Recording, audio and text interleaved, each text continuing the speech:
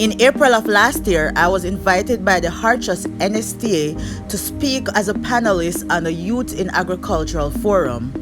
This is a short clip of my discussion on the forum. I was actually sick, but I managed to pull it off.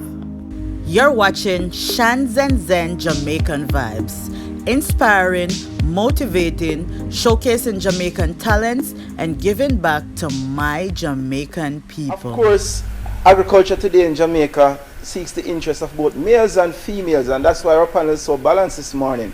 And the ladies are doing exceptionally well. Shanika, share with us, do you think there are barriers out there that is affecting the promotion of agriculture amongst youths? Yes, I do think there are barriers, but I think that those barriers are not too much of a deterrent. Like, for instance, predia larceny. A lot of people want to get into, for instance, goat production, cow production and stuff like that, but because of the predominance of predia larceny, they are scared to get into it. You see that as predominant because there's a lack of information. Do you think there are some things that the school system needs to do to address the information that can guide person into going to this part of career? Well, I do think in the high school system, agriculture should be put forth more to the students.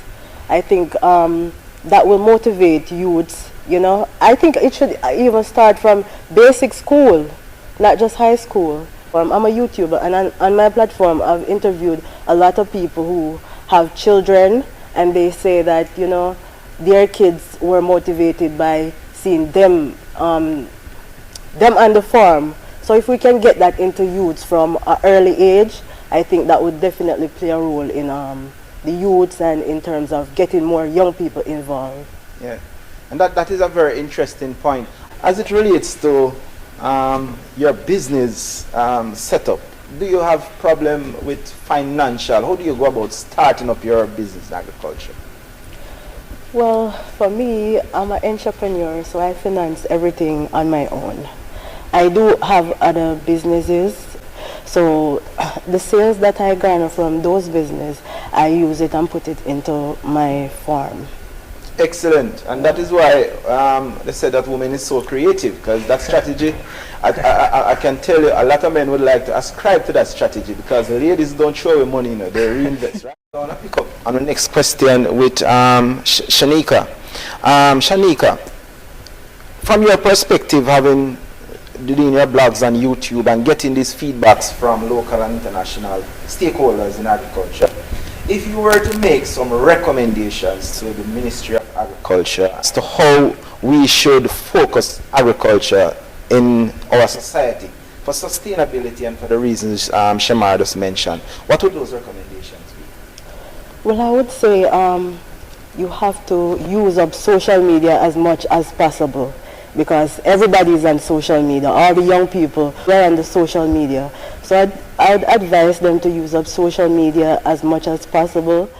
I think that here in Jamaica, if the Agriculture Ministry could look into having persons trained who can teach young people more about this new technology, it would really make a difference. Conserving that water, you know, and focus on our water harvesting from the rainfalls and so on, and condition those waters for agricultural practice, you know. And the testing kit is something that is very encouraging for youths. You know, the traditional agricultural practices, persons we used to pay attention to those things, the pH value of different crops. Yeah.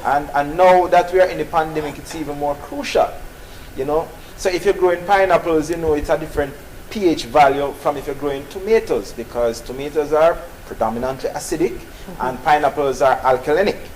You know, tomato is probably 4.6 pH and pineapple is 11.97, and that's why it's so good to fight against the whole coronavirus. Yeah.